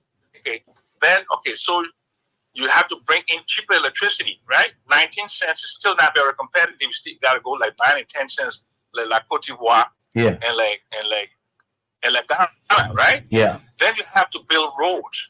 And the reason why you have to build roads, now you have to take farm produce, right? And you got to take farm produce to markets. But before you take farm produce to markets, you have to do what? You have to build warehouses, right? Then you have to do what? You have to store those goods. Then you have to decrease the spoilage and wastage in the agriculture sector. Then when you process it, then you have to take it to the market. So, anything is possible. That's what we are called a developing economy. Yeah. So that can be part of a strategic plan. Yeah. But it's not something, 6 years, 6 years is totally impracticable under current economic conditions. Totally impracticable. Okay. Thank you, Mr. Jackson. Thank you so much for lending in your thoughts this evening. We appreciate that. Thank you. Okay. So you listen to him, and I hear you say you can do that in 2 to 3 years. 3 to 5 years. 3 to 5 3 years. to 5 years. Yeah. But that doesn't seem to be practical, because you have to have, like you said, we can borrow a certain amount of money now from, we can borrow a certain amount of money. You need money, you need roads, you need electricity, you need. So today, you see where I started from? I started from industrialization at a very small scale. That's where you pick up all of this. Once you are producing goods and services in this country, that's where you start. That's where the journey starts from, to revaluation of your local currency. Great. You got to start at a small scale, producing goods and services in your country, and let your products be out there on the world market. When that happens, you automatically have a good balance of payment. And then the kind of fundings you need will automatically start coming to your shores. Which is a very good idea, but that doesn't just happen like that. Exactly. Because even if you start small, all of the oranges that you bring in, you got to take it from the interior to Monrovia or wherever you have that. If you don't have good roads, that becomes a problem. If you don't have electricity to keep the factory running, that becomes a problem also. If you don't have the finances to do that, that becomes a problem also. See, let's look at it. How many trees you think in Monrovia where roads are? I don't know. No, we can. I mean, but it's I know that I uncountable. know that you can get, if you want to build a factory, you will not get all of that from Monrovia. You got to go to where these things are grown. If you want oranges, there's certain parts of Liberia where you get a lot of oranges from. If the roads there are not good, it becomes a problem. If you have, there is something these people, the agricultural people talk about. I'm just forgetting, but there's a way they call it that you have to, when you have these, how do you call these perishable goods? Perishable. You have in a greenhouse. Yeah, so you have to have all of that. Or storage. Or storage for all of that, because it doesn't, just happen like that. But let's just hold you a little bit and open up the lines and hear what Liberia. What Liberia has got to say. Listening to your ideas have to say concerning that. So let's go to the lines now. Let's call the numbers 0880-514-096, 0880-514-096 are the numbers to call, and you would talk to presidential aspirant Reverend Dr. Joshua Turner. Good evening. Good evening. Good evening. Yes, this is Councilor Zoe. Councilor Zoe. Go ahead, sir. Where are you calling from? Yes, this is Councilor Zoe. Let's hear you, Councilor. Yes, the assertion by your student guest. The assertion by your student guest that when he becomes president, we will have time to review decisions of our courts. As long as it's qualifying for being president of the Republic of Liberia. Oh, Councilor, how you say that? How Because it's a violation of the Constitution. Oh. Really? Can you cite that, sir? He says you should tell him what part of the Constitution he violating by doing. 65. Sir, go ahead again. So you Article 65, PD. Article 65. Article 65. says what? Can you quote it, sir? Yes. It says. So it stopped him. This Article 65 of the Constitution. All decisions that are made final and cannot be. Okay, so all decisions, court decisions that are made are final and cannot be what? Review. You can't just review it. Okay. Okay. Thank you, Council. Okay, thank you, Council. Let's go to the line. Good evening. Yeah. Bye-bye. Good evening. Bye-bye. Okay, Council. Thank you. 0880-514-096. Good evening. Is the Council still holding line? No, somebody. Good evening. Hello. Sir, what's your name? Go ahead. Hello. Go ahead. What's your name? Where you call from? Prince Solomon, sir. Calling from where? I'm calling for police academy. Go ahead, sir. Really, I love what you say, but I want to ask. Hey, I have all of these ideas. Which one of these ideas do you practically? Tomorrow, when you take over state power, you will deal with the country. Everything is about practice. If you change, you want to the practical farming or you want the factory.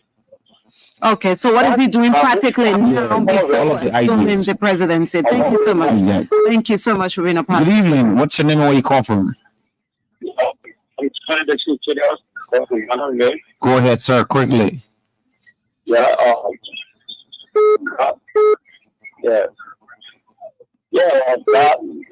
our very easy guy there. He's trying to leave from hero to hero. What do you mean? He's trying to. He's trying to what? Hello, sir. We're not getting what he's saying. I don't understand what he's saying. Yeah, hello. Yes, sir. Go ahead. What's your name and where you call from? Go ahead, sir. So I want to ask a studio guest. Who are they? Why is it that you can't invest in the private sector and then go to government? Okay. Why are you not investing in the private sector unless government? Good evening. Hello. Go ahead. What's your name and where you call from? Go ahead, sir. Yeah, let me say a studio guest. Like I think a studio guest got to wait after permit on the down. then you come all the way. Maybe you will be 2020. I don't know, after 2020 now, why you go to fees, any other person. That's the best view. But let me wait there and see the knowledge after 2020 now. Thank you. Okay, thank you very much. 080-514-096. Good evening. Good evening. Hello? Good evening. What's your name and where you come from, sir? This evening I just got to I'm still So you have to give other people a chance now. 15 seconds, please. Comments. Yeah, because my point, I'm not paying too. I kept calling. Go ahead now. We'll give you the opportunity. Please hurry up. Yeah, as I was saying, I said that we're trying to live from 0 to 0. Okay. Oh, okay. Yeah, Hero to yeah, zero. I'm saying this because you don't just you God name on the kind of things that you just want to do your own. You want to able to certify, then you say God sends you or God here from God. Let us start playing with God business in the place there. So you need something to pay yourself. Say blank to people. So that means it's wrong to be a pastor and be a president. In this life, something like it was in Africa. I can say so meaning that because I saw unity. Okay, thank you. Thank you very much. So it's wrong. You can't be pastor and be president. Yeah, good evening, brother. Good evening to Safe City. Good evening. What's your name and where you come from? Yeah, this is the Ashon Bapu for National Council. Go ahead, sir. Yeah, let me say thank you to your studio guest. But he started with the issue of David and Saul. So, we have, for me, I believe that we have our David already. So let me distinguish between he and President we are. Who is a David and who is a Saul? That's my question to you. Thank you. Okay, that's a good one. Good evening. What's your name? Where you come from? Bring in Joseph.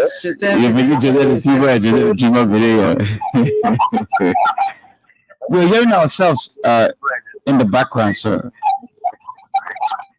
I think you better just leave. Good evening. Good evening. Go ahead, sir, quickly. What's your name and where you come from? Emmanuel. Emmanuel, you're coming in distorted. Can you readjust? Hello? Yes, sir. Yeah, okay, I'm not to my point too. I said, hello, I'm Emmanuel, calling from District 4, Monserrat. Go ahead quickly.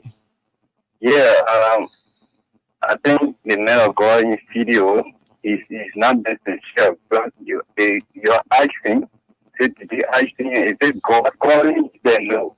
It is their own will. So why would he be a man of God and you're not waiting for God calling? Why you're not waiting for God calling? Okay, thank you. Thank you. Why are you not waiting for the call of God? Good evening. Good evening. Okay, let's leave it at that. Let him respond Yes. to some of the comments coming from the caller. Coming from the and caller. before you respond to, we'll take your calls later on. Let him just, speak for 10 minutes and then we'll come back and take your calls. Who's your running mate? Dr. Soma Pega, the former National Investment Commission boss. Oh, okay. You guys are all doctors, right? they conjure that we say So conjure. you don't so why you didn't have a female running mate I think the to female balance the equation? they were not forthcoming. They were not forthcoming. You were in the church, no female forthcoming we were calling there. them and calling them and calling them, and they weren't. So we picked Dr. Soma Pega. Okay, let's hear. You listen to the callers. Let's hear you sure. for Let's 10 hear minutes you. and then we'll open up the lines again. Okay, basically, let's start from the issue about the court. Specifically, I wasn't referring to the fact that there is a case concluded and we want to nullify that case. Do you understand? We want to revisit our judiciary system. That's exactly what we want to do, and we want to look at the rule of law and the place that the rule of law is taking within our society.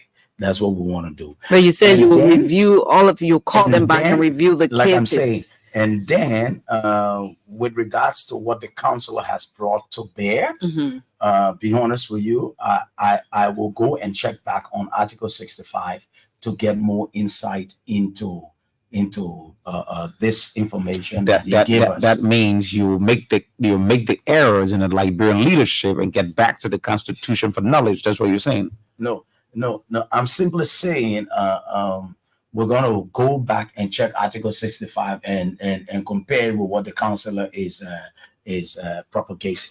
Simple. That's what I'm saying. That means you should have done a huge knowledgeable research on how you're going to work out with the laws of Liberia before articulating it to the public. Washington, between you and I, no one can justify 100% knowledge of everything. That's simple as that. I mean, it's leadership ability to agree to the fact that you need more knowledge every day. Okay. Simple. Okay. So when it comes to the next person, they were asking, what are we doing at the moment? When it comes to what's happening right now in Liberia. What are you contributing? Obviously, over the years, we have been doing a lot of human resource capacity building. I'm in district number 9. The district is there. And then all over the different districts in this country, we try to raise human resource capacity. Specifically, how do you do that? We got these schools that we started, primary schools that we started, free schools for young people that we take from. What are the name of those schools? Shiloh Hills International is one of them. Champions for Christ is another of them. They're free schools? Yeah, people go there free? Yeah, more like practical. They just do some form of registration, and then we pay the teachers and the rest of it. And we got a lot of young people on our personal scholarships all around the different schools, even those that are abroad. A few of them are abroad today on our scholarships. So, approximately how many of them? The last time I checked, there were about 25 of them. Yes. You want to be president of Liberia, got only 25 of them on 25 of them on a personal scholarship. 25. There were about 60, but most of them have graduated and have benefited from the scholarship. Where did you get the money? Where do you get the money from to sponsor them? We got international partners. Who are your partners? I got them all around the world. I got them in Singapore. I got them in Nigeria. I got a strong belt in Nigeria. Yeah. Call some of the names. Let's hear them. You're seeking national leadership. People want to know whether you're connected. David Ibiome is one of them. Liberians. David Ibiome oversees almost like the second or third largest church in Nigeria, 100,000 plus. So how do they support you? They support your church. They don't support they support my educational foundation. Yes. Okay, so that's where you got 25 students who are on scholarship. Yes. And then I got close ties with the Bishop of Winners Chapel. I've been knowing him for Bishop Oyeribo. Yeah, 25 How does he support you? That's my bishop. Yeah. I'm a winner. Okay. If you check his books, you will see my name in his books and my stories in his book. Do you get money for your name being in his book? Not really. We got a very, very tight father and son relationship. I'm one of his sons. Biblical. You're one of his sons, so it's just biblical. So he's gonna pray for you and say, Reverend Joshua Turner. Bishop Edipo is so much interested in education. He's so much interested in anyone who is a son and wants to help the needy out there. I totally agree with that. That's why winners have churches and schools all over the churches. But it's about winners. It's not about your church. No, so if you Bishop Oyedepo is not winners centered. He's somebody. So if he's supporting you, he's not going to support you to support Liberia. That's my point. I want to hear about, those people you have contacts with outside of Liberia, internationally, who can come here, investors who can come here and better the lives of the Liberian people, because you're seeking national leadership. Nah, Titi, let me tell you. Clearly, it will not be right for me to list out my international partners who's funding me at the moment. I think I can do then Wologisi can come out. Wologisi will not come out here. Yeah, Wologisi can now come out here. Yes, so our international partners, we have to leave the nomenclature and the rest of it concealed and private. And then investing into the guy talk about I should wait until 2029, and then a hero who wants to become, and then he said President Weah is the David. To me, that's his opinion of it, because David was taking care of the sheep and David was more like a shepherd. So I don't know whether President Weah was once a pastor or a shepherd before becoming. You can hear the people calling him Pastor Beguwe. So that's it. It's left for the guy to analyze. and then somebody said, why did they wait for the call? Like I said, Liberians are amazing people. If you tell Liberians today and that God called you to do this, they got an issue with, hey, don't play with God. If you tell them today that you decided to do this, they tell you, wait for the call. The truth about it is that I'm going into Liberia's presidency because I'm passionate about national leadership. Okay. And I feel I got something to bring change to this country. If you don't win, will you run again? Oh, yes. Mind you, 2% But might I'm vote in it. you. Are you But going to get 2% of the votes? I'm going to get far more than 2%. Far more. Far Because if more. you don't, you will not run in 2 elections. Far more than 2%. What if you don't get, I'm in it to 2%? win it. That's the truth. Are you also are you anticipating defeat? No, I'm not. You're going to collaborate? With which party are you going to collaborate with? I'm in it to win it. Are you That's the truth serious? about it. I'm in it to win it. And after we have won it, we'll form a government of inclusion. That's what we're gonna do. Yeah, let's go to the roll. Is that all of your? Yeah, let's go back. Let's go back to the lines. We can take 3 or 4 more calls. Yes. Come back to So you call the numbers 0880-514-096, 0880-514-096. Reverend Dr. Joshua Turner is our guest. Good evening. What's your name? Good evening. Yes, Kakata, go ahead. I was out. You say you work in the past today. Is sponsoring. My question is, what Monora is Liberia? Do you have any student in Martinican or do you have any share in Martinican? Yes. Which part of Martinican do you have a share in? Okay, so he's talking about the extension of your sponsorship. Hello? How are you doing? I'm okay, and you? We are good. What's your name and where you call from? I'm Joe Ennis and I join you from Grand Judah District. Grand Judah County, go ahead. Hello? Let's hear you. Let's hear you. Okay. For this trip, really, I've been looking at people that will just come and embarrass us. Thank you for what you are saying. All in the studio there, we are getting well. So, when we see it today, we somebody tomorrow, we express what is all of time is not over here, and we are not going to go to our country. Okay. So that means you can wait. Okay. After the first party, second trend, they come in. So that means you wait. Okay, Pap. Okay, Pap. Let's take 3 more calls. Welcome. What's your name and where you come from? Hello? Hello? I think we can change that. Welcome. What's your name? Let me answer my question. You know what? I don't want to invest in public sector or private. Public sector. I think Okay. you slipped out on that. Why are you not investing in? Okay, thank you. He will answer that question. Hello?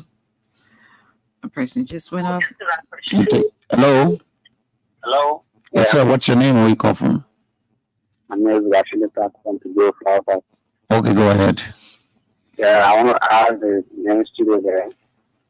You're going to about the population of abroad, or 100% educated and uneducated, and why in doing about the education system.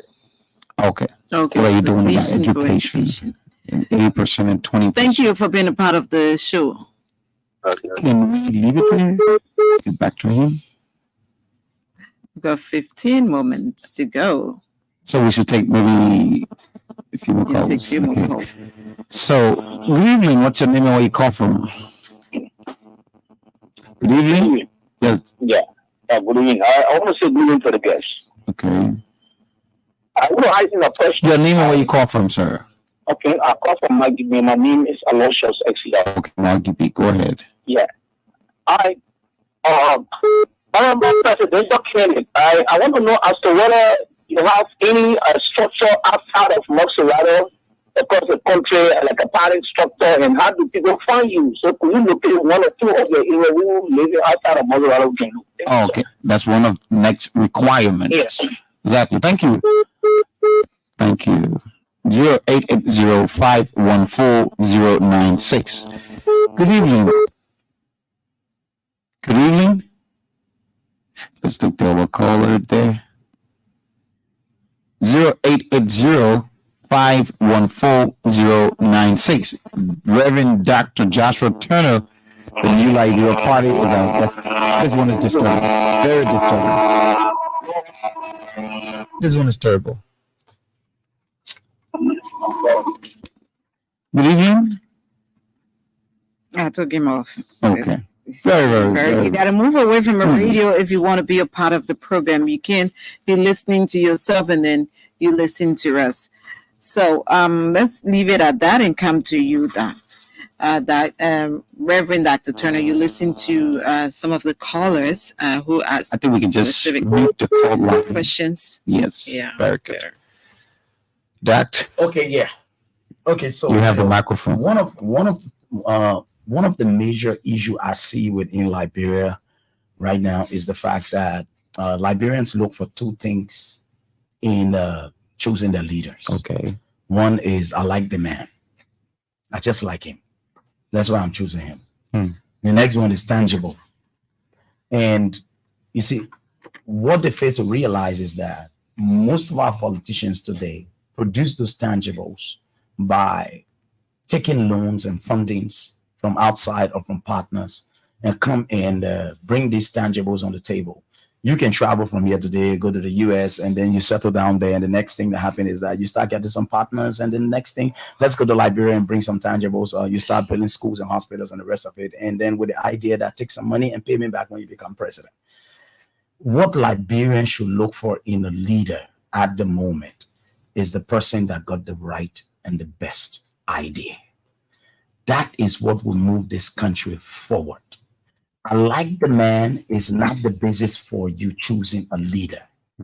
Also, the tangibles there that you are seeing may be indebted. That's the reason why most of our lawmakers and people come to power after borrowing money. For example, the lawmaker has gone to borrow $150,000 and his salary is $10,000 or $12,000. And then afterwards, $50,000 is only as interest $200,000. By the time he comes to power, he needs 2 years of his money to be able to pay that loan. And then you, the people that voted him up in the district there, cannot see him doing anything, stopping by because he's under serious untold financial pressure. I say this to say that Dr. Joshua Turner will in no way get himself involved into taking monies from out there so as to be able to satisfy electorates. I wouldn't do it. I've never done it. All of what I've done in my life is debt-free. And I live this debt-free life. That's okay. It. So the people that I have helped to go to school and sponsor them on my scholarship are the ones I'm working with at the moment. That means all of the people that are helping you sponsor the kids going to school, you're not giving them anything back? No, the people who's helping me are international partners. Okay, obviously they are partners. We can know. Full names we can know. We can spell them out right now because they and you give anything back. There's no reciprocity. No. Most of these people want to invest in educating children, humanitarian services, just to give back. To the country or give back to the kind of relationship that we have built over the years. Okay. Don't forget, as a religious leader, you travel around the world, you affect a lot of lives. And when I go there as a Liberian. And they'll propose to me, what is the major thing you think we can help you with right now? Which county are you from? I'm from Sino. Sino? You're from my county? Yeah, you're from our county. You can just put it at ownership. You're from my county. I'm from Greenville. I'm from Poor River. How many votes do you think you're gonna get in Sino County? We didn't talk about that. Don't worry, we got people there. My grandparents' grave and all this right there in Sino, right to Poor River. When last were you in Sino? It's been a while. Anyway, I'm planning a trip. 40 years ago.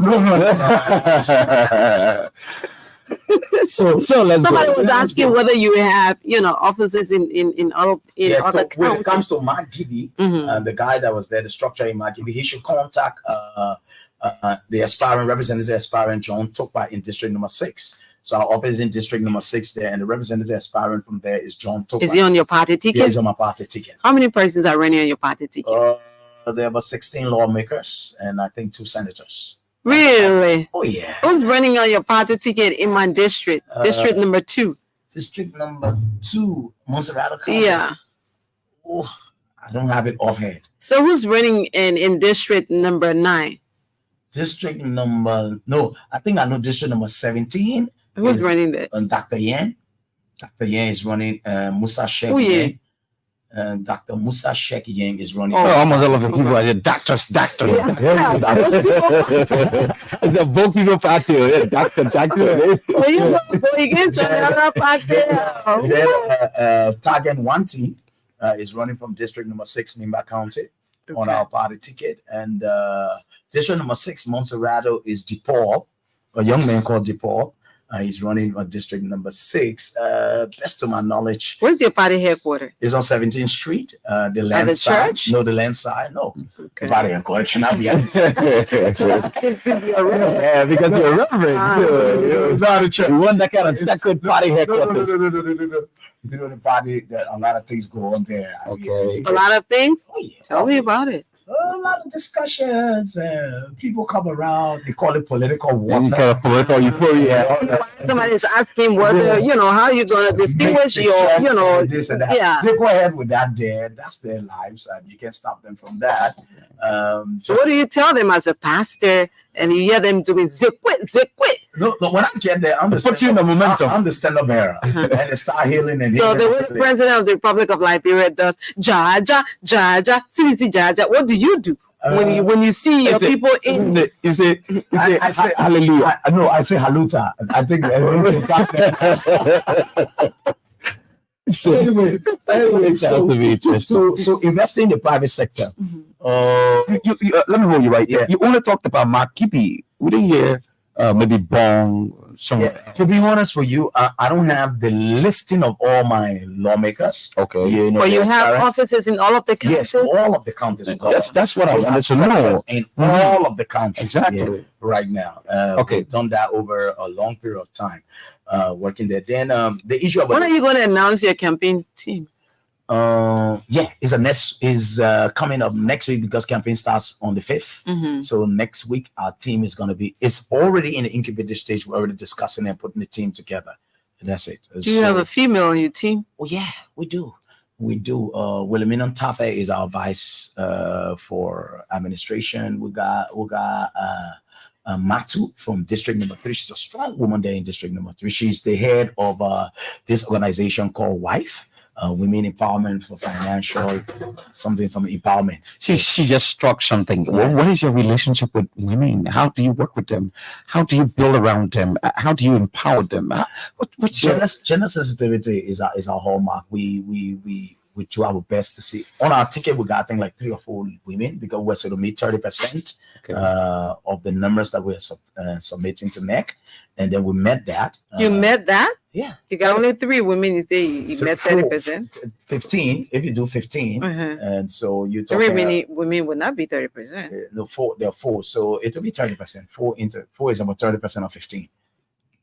There are only 15 persons running, 15% running on the ticket. on your ticket. Yeah. But it should be more than that, right? Man, New Liberia Party has done well. You got political parties in the country that don't even have straight 3 representatives. Really? Oh, yeah. But you're gonna have any representative in the house there? Any of them gonna win? We got winnable What's your- candidates. Hmm. We got winnable candidates. We're looking at 5 of them that may likely go, and then Really? That's good. Yato is our senator from River Cess. Who's running on your party ticket in Montserrat for senator? Okay, we don't have a senator candidate. You didn't want to waste your time, right? Last minute time she declined. Monroe, didn't want to waste the time. Montserrat seems to be a very tense. What about political Nimba? guy. Who's running as senator on your we party? got representatives there running. No senator? We don't have senator. I think You're we're afraid of the other men of God there? Not really, but the senate doesn't come out, and I can make senators. The other men are going very strong. No issues. Nothing is wrong. So basically, when it comes to education, the guy was asking about education. Our plan, I want to revisit and check Liberia's curriculum and make sure our curriculum match with international. You really be busy. You will not have Minister of Education. You visiting the law. You visiting the education. We'll just give them this idea. You have sermons to preach and drive it. We'll turn it over to them and drive it. That's it. Yes, we'll turn it over to them. This is where we want to go as a leader. This is my idea. So you guys work on it. What I want you to do, check the curriculum. If we can scrap it, scrap it. If you can rewrite it, Scrap rewrite a lot of things. Though. Yes, a lot of things. Liberia needs a lot of scrapping. Okay. Many things happen in this country that doesn't meet up. For example, our children learn junk. They leave from here to go to any internet. Somebody told me in Nigeria, said, listen, your students from Liberia that is coming here to do arts, we can't take them from 10th grade because what they know there as arts will not work here anywhere internationally. So you see, what does that mean? Yeah, because your art student here is more like learning the local history here, and they're not really dabbling a lot into African history, world history. So you think the students are not learning, the history of Africa and the world to match? Yeah, that's the kind of thing. You scrap a lot of things. Scrapping a lot of things. Do we have anything on your? Can we call you the scrapping presidential candidate? We have what? We have the picture, right? We have the broom. We have the what? We're gonna just change and the scrapper. Yeah, we want to rebirth things and change things. Okay. Do we have anything So more? basically, what we want to do, we want to bring system into Liberia. Okay. And this system will put resources into the hands of Liberians. We want to industrialize this country, and that's the basis for our platform. And then we want to make it smooth for people to come in this country and invest in Liberia. We want to create job opportunities for our people by opening factories in this country and bringing back made in Liberia. When it comes to our power sector, we're going to tap into our renewable energy on our seaside that has to do with windmills. When it comes to our power sector, we're gonna leverage on wood chippings. Windmill. Yeah, wood chippings. That's how we're going to produce power in this country. Sugarcane produces power right now. I went to Singapore and I saw sugarcane producing power in Singapore. And they like you and the Speaker of the House of Representatives really talk a lot because he always talks about Singapore and ethanol. It's like you spend more time in Singapore. You use ethanol from sugarcane. You get ethanol from sugarcane and you produce energy. So those are the kind of things that we want to bring to the table. So come October 10, 2023, this will be the newest phase on the ballot box, and this will be the option. For Liberians. Dr. Joshua Turner is the name. And the guy was asking, how can they reach out to me? I don't know whether we could get them the contact number. Oh, yes, we can do that. Okay, so those of you listening out there who want to reach out to our party, the contact number is 0770-164-253. 0770-164-253 and 0886-512-384. You'll be talking to your next president. Thank you very much. So that's the voice of Reverend Dr. Joshua Turner. Today, Dr. Turner, thank you so much for taking up your time to sit with us this evening on Open Conversation. I think it was a really fascinating conversation, and we look forward to having more of these conversations as we go, through to elections. Thank you. We wish you all the best. Thank you, dear. Thank you. I appreciate you. You're so strong. So this is it. Yeah, it is what it is. It is what it is, and we're going to have a doctoral leadership for Liberia. So the scrapping president, the representative will be Dr. James. The president is Doctor. The vice president is Doctor. Senator is Doctor. And Dr. Joshua Turner. Thank you very much. It was so auspicious. It was a wonderful time having you on our platform. And like Titi said, we look forward. Probably we'll be looking at maybe having 2 or 3 presidential candidates sitting here and discussing their platforms and how they're willing to lead Liberia comes October. So on this note, Titi. Yeah, that's how we go home on this edition of Open Conversation. We'll talk to you tomorrow, God willing, same time, same station. Thanks to all of you who made it your duty to form part of the program. Thank you.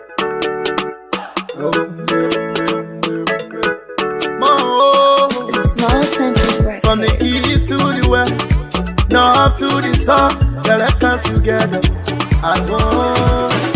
They say united we stand, divided we fight. If we not celebrate, we do it for you. Voila, you forget that. You from Lower Country, you from Maryland. Voila, you from Rewa City. I'm a bad guy, we own your people. I'm up on the fine way. Tabila,